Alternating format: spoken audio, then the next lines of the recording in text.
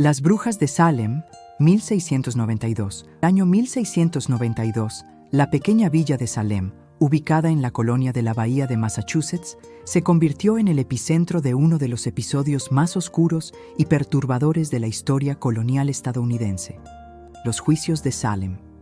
Para comprender cómo un grupo de colonos puritanos llegó a acusar, juzgar y ejecutar a decenas de personas por supuesta brujería, es esencial adentrarse en el contexto histórico, social, religioso y político que marcó esa época.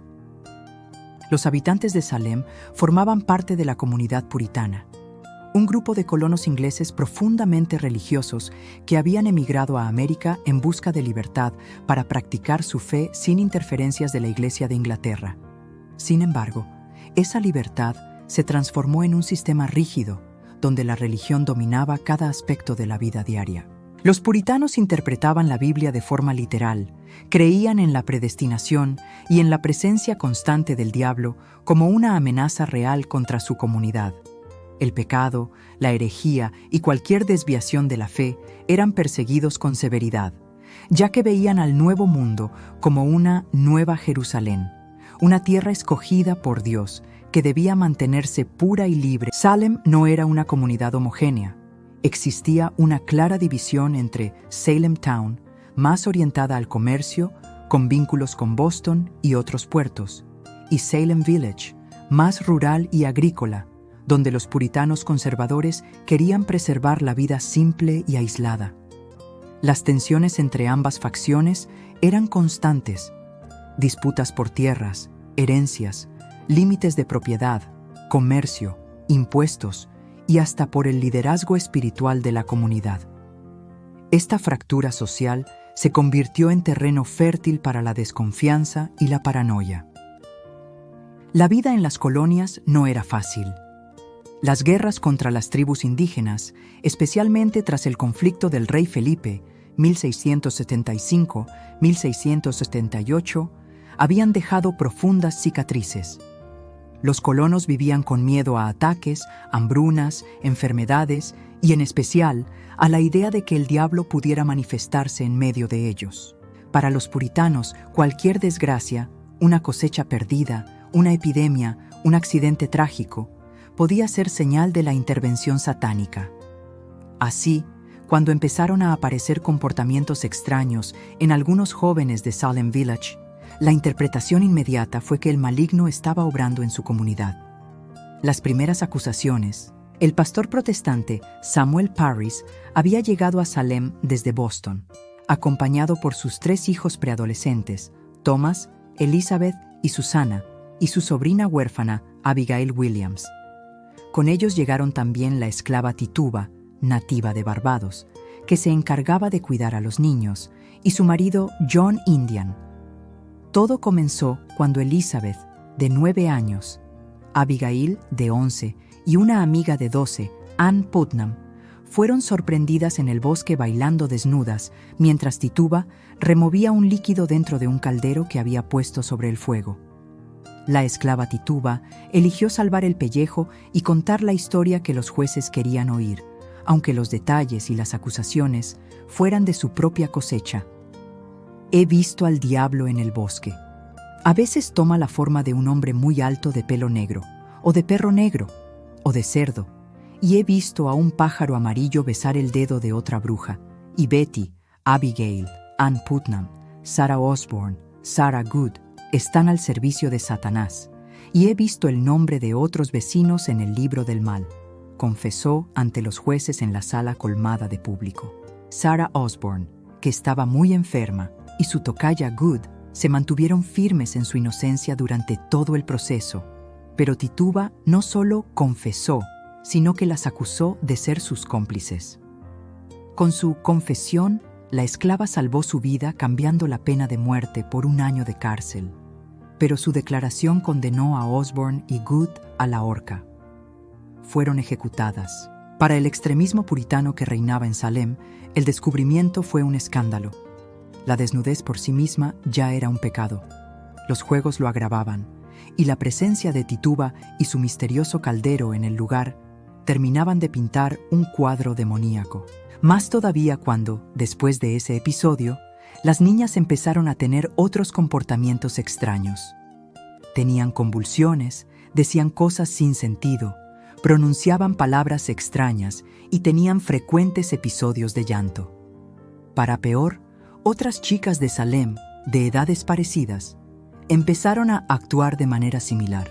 La primera pista de que se trataba de una cosa de brujas llegó de la boca de Ann Putnam que, quizás para zafar de un castigo seguro, les dijo a sus padres: «Luché contra una bruja que quería decapitarme».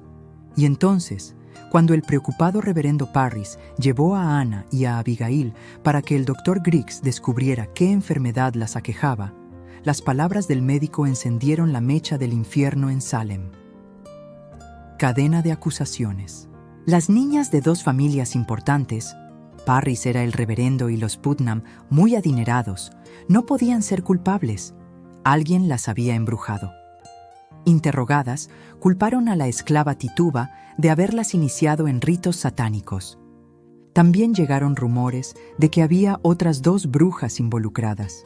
Una anciana a la que nadie quería en el pueblo, Sarah Osborne, y una indigente de nombre Sarah Good, que estaba embarazada y nadie sabía de quién. El clamor popular hizo que los jueces John Hathorne y Jonathan Corwin, vecinos notorios pero ignorantes en materia legal, ordenaran la detención de Sarah Good, Sarah Osborne y la esclava Tituba por afligir a Elizabeth Parris, Abigail Williams, Ann Putnam y a otra niña llamada Elizabeth Hubbard. Por sugerencia de una vecina llamada Mary Sibley, el tribunal ordenó también una medida pericial. El marido de Tituba, John Indian, debía hacer un pastel de brujas de harina de centeno mezclada con la orina de las 4 niñas y dárselo a comer a un perro para comprobar si el animal presentaba los mismos síntomas que ellas.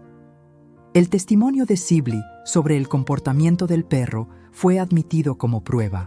El juicio se remitía a una cuestión sencilla. Si confesaban, salvarían sus vidas.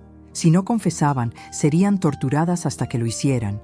Y si aún así no lo hacían, serían ahorcadas. En enero de 1692, Betty Parris, hija del reverendo Samuel Parris, y su prima Abigail Williams comenzaron a presentar síntomas inexplicables: convulsiones, gritos, movimientos extraños del cuerpo, desmayos y episodios en los que afirmaban ser atacadas por fuerzas invisibles. Pronto se sumaron otras niñas y jóvenes, entre ellas Ann Putnam Jr. La comunidad, sin explicaciones médicas o psicológicas, recurrió a lo que sabían: la brujería.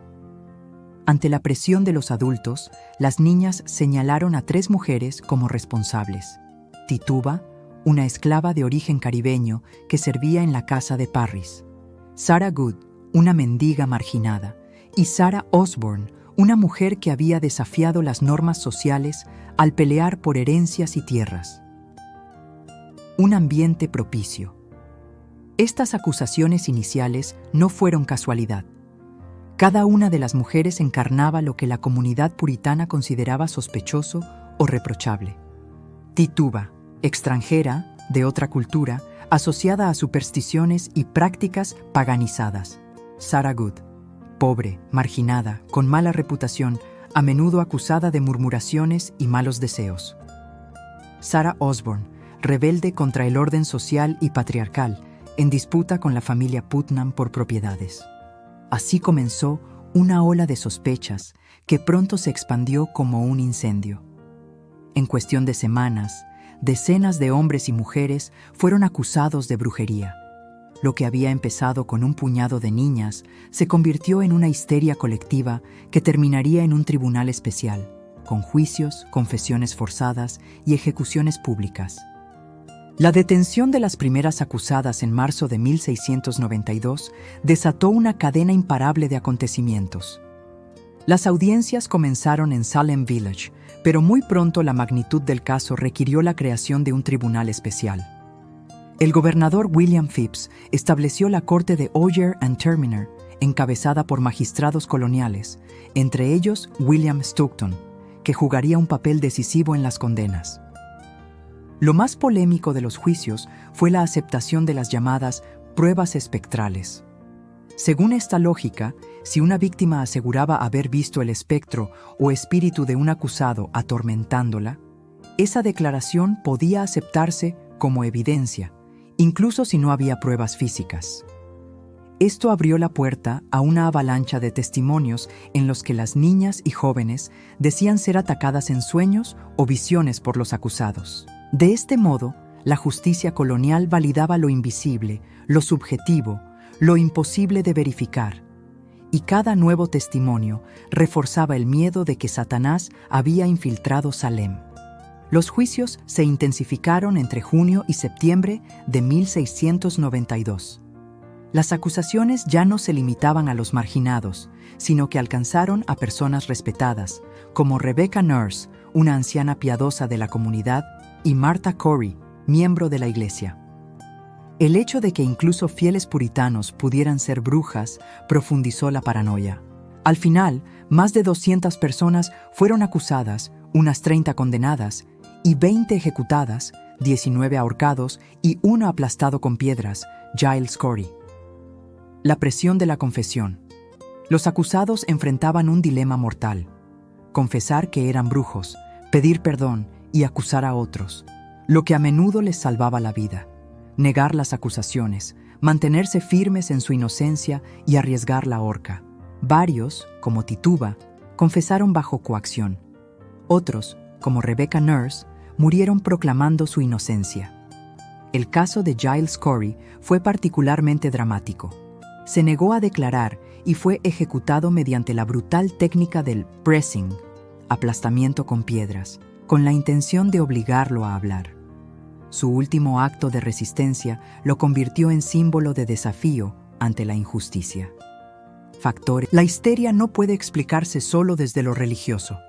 Había intereses políticos y económicos en juego. Familias como los Putnam, que estuvieron entre los más activos acusadores, tenían disputas de tierras con algunos de los acusados. Además, la inseguridad por las guerras fronterizas, la inestabilidad política en Inglaterra y las tensiones internas de Salem Village alimentaban la necesidad de encontrar un chivo expiatorio. La brujería era, en ese sentido, una válvula de escape, una explicación para lo inexplicable y un modo de reafirmar el control social. Las brujas de Salem, 1692. A mediados de 1692, la histeria en Salem había alcanzado proporciones incontrolables. Lo que comenzó como un asunto local se convirtió en un tema que preocupaba a toda la colonia de Massachusetts. Decenas de personas permanecían encarceladas, muchas de ellas en condiciones miserables, esperando juicio o ejecución. Pero poco a poco, los mismos factores que habían impulsado los juicios empezaron a debilitarlos. Dudas en la comunidad. Al inicio, gran parte de la comunidad creyó firmemente en la realidad de la brujería. Sin embargo, cuando los acusados pasaron de ser marginados y pobres a ciudadanos respetados y devotos, el consenso empezó a resquebrajarse. El caso de Rebecca Nurse, una anciana muy querida, fue decisivo. Su condena a muerte en julio de 1692 generó conmoción y dudas entre los colonos. Si una mujer piadosa y ejemplar podía ser bruja, ¿quién estaba a salvo? A ello se sumó el creciente escepticismo respecto a las pruebas espectrales. Algunos líderes religiosos, como el influyente reverendo Increase Mather, padre de Cotton Mather, comenzaron a cuestionar la validez de los testimonios basados en visiones y sueños. Increase Mather declaró: «Es mejor que 10 brujas escapen a que un inocente sufra injustamente». Esta postura, pronunciada en octubre de 1692, representó un golpe directo a la legitimidad del tribunal. El caso de Giles Corey. En septiembre de 1692, la brutal ejecución de Giles Corey marcó otro punto de inflexión. Al negarse a declarar ante el tribunal, fue sometido al pressing, colocado en el suelo y aplastado con piedras pesadas hasta morir. Su resistencia, lejos de ser vista como obstinación, despertó indignación. Muchos comenzaron a percibir los procesos no como justicia. El gobernador William Phips, que había autorizado la creación de la corte de Oyer and Terminer, regresó de una expedición militar en septiembre y se alarmó por el caos en Salem. Para entonces, incluso su propia esposa había sido mencionada en rumores de brujería. Esto lo llevó a intervenir de manera decisiva. En octubre de 1692, Phips disolvió la Corte Especial y prohibió el uso de pruebas espectrales en futuros juicios. Los procesos pendientes se trasladaron a un nuevo tribunal, más cauto, que rápidamente absolvió a la mayoría de los acusados. Con esta acción, las ejecuciones cesaron. A partir de enero de 1693, los presos comenzaron a ser liberados, aunque muchos pasaron meses adicionales encarcelados porque no podían pagar las tasas de prisión. Con el tiempo, el gobierno colonial declaró ilegítimos los procesos y ofreció compensaciones económicas a las familias de las víctimas. La histeria colectiva había terminado, pero el daño estaba hecho. 20 personas ejecutadas, 5 muertas en prisión, más de 200 acusados y una comunidad desgarrada por el miedo y la desconfianza. Los juicios de Salem no fueron un simple episodio aislado. Dejaron una huella profunda en la historia de las colonias y más tarde en la identidad de los Estados Unidos. Representan una advertencia permanente sobre los peligros de la intolerancia, el fanatismo y el poder descontrolado. Una de las principales consecuencias fue el descrédito del uso de pruebas espectrales en los tribunales coloniales. Tras 1692, ningún proceso judicial serio en Nueva Inglaterra volvió a aceptar visiones, sueños o testimonios sobrenaturales como pruebas válidas. Salem se convirtió en un ejemplo negativo que llevó a reforzar principios básicos de justicia. Asimismo, se sembró una idea que resonaría siglos después, que es preferible dejar en libertad a culpables que condenar a inocentes. Este principio de presunción de inocencia encontraría eco en las bases del sistema legal estadounidense. El episodio también debilitó el poder de los puritanos más radicales. La intervención de líderes como Increase Mather y la decisión del gobernador Phips demostraron que la religión no podía ser la única guía del derecho civil. Con el tiempo, Massachusetts se abrió más a la tolerancia religiosa, aunque de manera gradual. Además, los juicios evidenciaron cómo las tensiones políticas y económicas podían disfrazarse bajo un manto religioso. Las disputas de tierras y rivalidades familiares desempeñaron un papel central en las acusaciones, demostrando que la brujería fue, en muchos casos, un pretexto para resolver viejas rencillas. Durante el siglo XVIII y XIX, Salem fue recordado como un lugar marcado por la tragedia. En 1711, la colonia anuló oficialmente las condenas y ofreció compensaciones a algunas familias. En 1957, el estado de Massachusetts emitió una disculpa formal por los juicios. Y en 2001, el legislativo de Massachusetts exoneró de manera simbólica a las últimas víctimas cuyos nombres no habían sido limpiados. Salem en la cultura. El caso de las brujas de Salem ha inspirado innumerables obras literarias, teatrales y cinematográficas. La más célebre es The Crucible, Las brujas de Salem, de Arthur Miller, estrenada en 1953 como alegoría de la caza de brujas del macartismo en Estados Unidos. Desde entonces, el nombre de Salem se ha convertido en sinónimo universal de histeria colectiva y de persecución injusta. Más allá de lo local, Salem representa los peligros de el fanatismo religioso, el miedo como herramienta de control social, la manipulación de la justicia para fines políticos y personales, la fragilidad de los derechos individuales cuando la comunidad se rige por la paranoia. Salem, por tanto, es recordado no solo como un error histórico, sino como una advertencia atemporal. Cuando la razón cede ante el miedo y la justicia ante el fanatismo, la sociedad se condena a sí misma.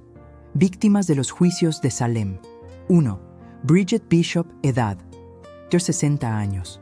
Procedencia, Salem Town Perfil, dueña de una taberna, conocida por su carácter fuerte y conducta considerada inmoral. Acusadores, las niñas afligidas y vecinos que la veían como conflictiva. Final, primera ejecutada, ahorcada el 10 de junio de 1692. Su muerte marcó el inicio de la histeria masiva. 2. Sarah Good. Edad: 39 años. Procedencia: Salem Village. Perfil: mendiga y marginada, con mala reputación social. Acusadores: las niñas, vecinos que temían sus supuestos malos deseos. Final: ahorcada el 19 de julio de 1692, murió protestando su inocencia. 3. Rebecca Nurse. Edad: 71 años. Procedencia: Salem Village. Perfil: mujer piadosa y respetada, madre de 8 hijos. Acusadores: las niñas y la familia Putnam, que tenían conflictos por tierras y tensiones sociales. Final: ahorcada el 19 de julio de 1692. Su muerte provocó dudas entre los puritanos sobre la justicia de los juicios. 4. Susanna Martin. Edad: 71 años. Procedencia: Amesbury. Perfil: viuda, acusada previamente de brujería en otras ocasiones. Final: ahorcada el 19 de julio de 1692, declarando inocencia hasta el final. 5. Elizabeth Howe. Edad: 57 años. Procedencia: Topsfield. Perfil: mujer devota, con disputas de tierras. Final: ahorcada el 19 de julio de 1692. 6. Sarah Wilds. Edad: 65 años. Procedencia: Topsfield. Perfil: mujer con antecedentes de conflictos legales y comportamiento no conforme a las normas puritanas. Final: ahorcada el 19 de julio de 1692. 7. Martha Carrier. Edad: 150 años. Procedencia: Andover. Perfil: considerada la reina del infierno por Cotton Mather, mujer fuerte, firme en sus convicciones. Final: ahorcada el 19 de agosto de 1692. 8. George Burroughs. Edad: 40 años. Procedencia: ex ministro de Salem Village. Perfil: pastor. Había abandonado la comunidad, acusado de liderar pactos con el diablo. Final: ahorcado el 19 de agosto de 1692, recitó el Padre Nuestro antes de morir, causando controversia. 9. John Willard. Edad: 35 años. Procedencia: Salem Village. Perfil: exalguacil que se negó a arrestar más acusados. Final: ahorcado el 19 de agosto de 1692. 10. George Jacobs Sr. Edad: 72 años. Procedencia: Salem Village. Perfil: anciano respetado, acusado incluso por su propia nieta. Final: ahorcado el 19 de agosto de 1692. 11. John Proctor. Edad: 60 años. Procedencia: Salem Village. Perfil: granjero, crítico abierto de los juicios. Casado con Elizabeth Proctor, también acusada. Final: ahorcado el 19 de agosto de 1692. Su resistencia lo convirtió en figura simbólica de la justicia. 12. Martha Corey. Edad: Montestor, 72 años. Procedencia: Salem Village. Perfil: devota de la iglesia, inicialmente escéptica de las acusaciones. Final: ahorcada el 22 de septiembre de 1692. 13. Mary Easty. Estey. Edad: 58 años. Procedencia: Topsfield. Perfil: hermana de Rebecca Nurse, mujer respetada y pía. Final: ahorcada el 22 de septiembre de 1692. 14. Anne Pudeator. Edad: 70 años. Procedencia: Salem. Perfil: viuda y enfermera conocida. Usaba hierbas medicinales. Final: ahorcada el 22 de septiembre de 1692. 15. Alice Parker. Edad: 55 años. Procedencia: Salem Town. Perfil: ama de casa con pequeños conflictos legales, acusada por vecinas. Final: ahorcada el 22 de septiembre de 1692. 16. Mary Parker. Edad: 55 años. Procedencia: Andover. Perfil: mujer tranquila, acusada probablemente por rivalidades vecinales. Final: ahorcada el 22 de septiembre de 1692. 17. Wilmot Red. Edad: 60 años. Procedencia: Marblehead. Perfil: mujer fuerte y directa, con disputas personales en la comunidad. Final: ahorcada el 22 de septiembre de 1692. 18. Margaret Scott. Edad: 77 años. Procedencia: Rowley. Perfil: viuda pobre, anciana vulnerable y señalada por superstición. Final: ahorcada el 22 de septiembre de 1692. 19. Samuel Wardwell. Edad: 49 años. Procedencia: Andover. Perfil: carpintero, confesó bajo presión y luego retractó su confesión. Final: ahorcado el 22 de septiembre de 1692. 20. Giles Corey. Edad: 81 años. Procedencia: Salem Village. Perfil: granjero rico. Se negó a declarar para proteger sus tierras. Final, aplastado con piedras el 19 de septiembre de 1692. 21. Sarah Osborne. Edad: 40 años. Procedencia: Salem Village. Perfil: una de las primeras acusadas, viuda enferma y marginada. Final: murió en prisión, mayo de 1692. 22. Roger Toothaker. Edad: 50 años. Procedencia: Andover. Perfil: médico tradicional, acusado por vecindad y superstición. Final: murió en prisión, junio de 1692. 23. Ann Foster. Edad: 65 años. Procedencia: Andover. Perfil: anciana viuda, víctima de las tensiones sociales. Final: murió en prisión, diciembre de 1692. 24. Lydia Dustin. Edad: 30 años. Procedencia: Salem Village. Perfil: mujer acusada injustamente, encarcelada varios meses. Final: murió en prisión, marzo de 1693. 25. Dorothy Dorcas. Good. Edad: 4 años. Procedencia: Salem Village. Perfil: hija de Sarah Good, encarcelada y torturada psicológicamente por los jueces y testigos. Final: sobrevivió, pero quedó traumatizada de por vida. Si quieres saber más sobre la historia olvidada, suscríbete y únete a nuestra comunidad. Hasta la próxima.